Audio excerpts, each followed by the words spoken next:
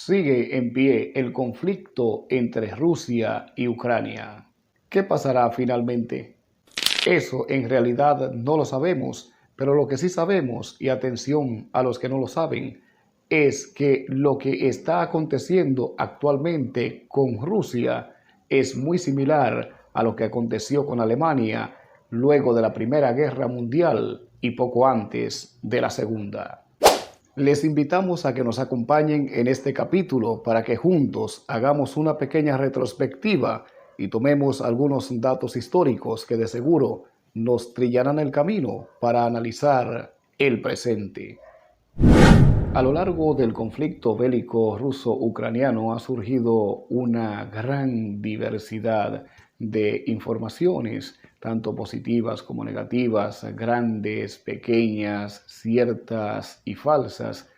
En fin, una gran serie de versiones basadas en informaciones que no concuerdan en lo absoluto.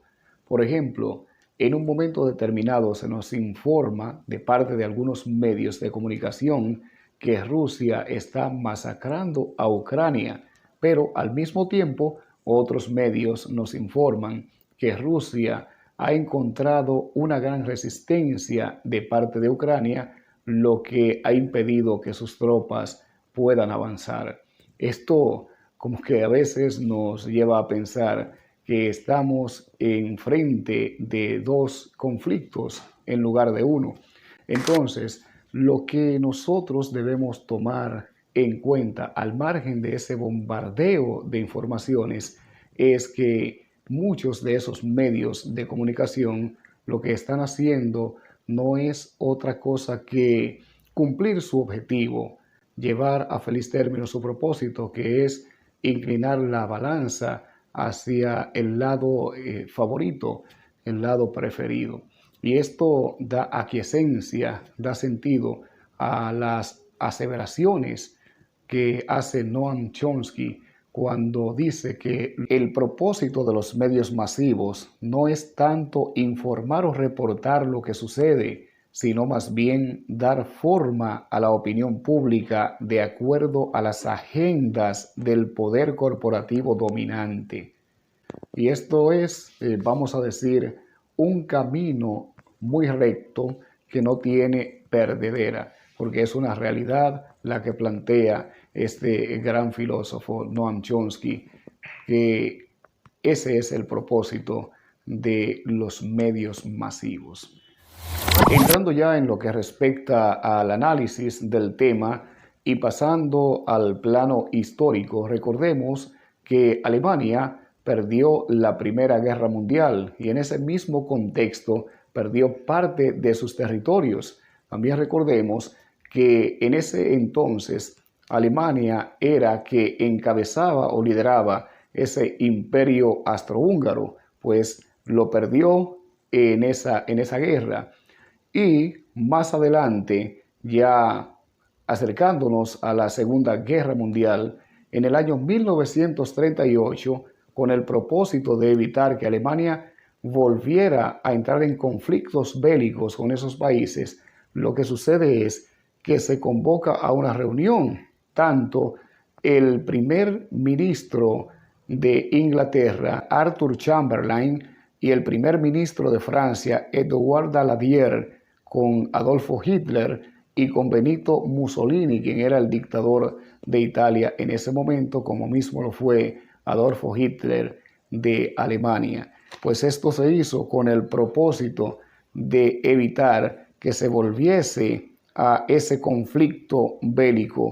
Es entonces cuando ellos deciden entregarle ese territorio, entregarle Checoslovaquia a Adolfo Hitler, para evitar que entrase nuevamente en conflicto con esos países.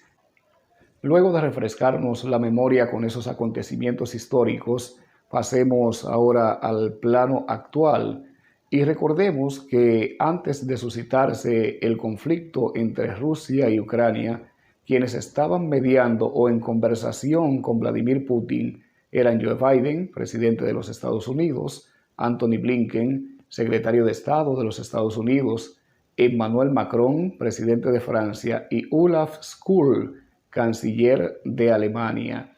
Entonces, ¿qué sucede aquí? Algo tan gracioso como en aquel entonces, que el presidente de Ucrania no participó de manera activa en la búsqueda de la solución de ese conflicto, sino que eran esas potencias las que lo estaban representando, como aconteció en aquel entonces con Francia, Inglaterra e Italia. Ahora mismo está ocurriendo, o más bien ocurrió recientemente con Estados Unidos, Francia y Alemania. A diferencia de Alemania, que perdió la Primera Guerra Mundial y con ello parte de su territorio, Rusia perdió parte del suyo mediante una desintegración muy simple y que se trató esto de una situación económica y política que no pudo controlar en ese momento. Entonces, ¿qué es lo que está pasando? Aquí hay una excusa y es que esas potencias empujaron, instaron, provocaron a Ucrania a violar una serie de acuerdos que había suscrito con Rusia, entre ellos el Memorándum de Budapest del año 1994, en el que Ucrania heredó parte del arsenal de la antigua Unión Soviética para que fuera transferido a Rusia con el propósito de garantizar la seguridad y la tranquilidad de ese país. Entonces, ¿qué pasa? Que esas potencias instan a Ucrania a que forme parte de la organización del Tratado del Atlántico Norte, OTAN. ¿Y qué pasará entonces a la hora en punto de que se disuelva ese acuerdo con Rusia? ¿Qué pasará con esas armas? ¿En qué parará todo este asunto? Es algo un tanto complicado. De ahí entonces la legitimidad de la excusa de Vladimir Putin. La excusa de Vladimir Putin para invadir a Ucrania es legítima porque se está violando una serie de acuerdos, entre ellos ese del año 1994. Muchos han considerado que luego de esto nos encaminamos a la Tercera Guerra Mundial.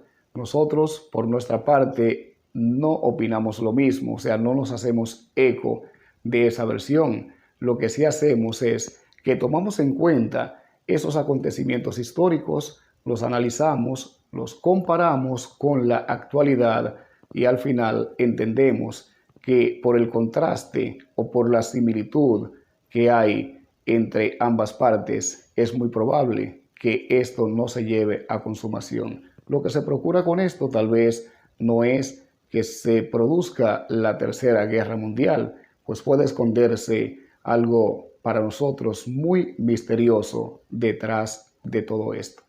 Lo que sí queremos y deseamos es que todo vuelva a la normalidad, pero mientras tanto les exhortamos desde aquí, desde más allá de la farándula, a que no se duerman, porque detrás del discurso se esconden muchas cosas. Y detrás de cada guerra, algunos intereses.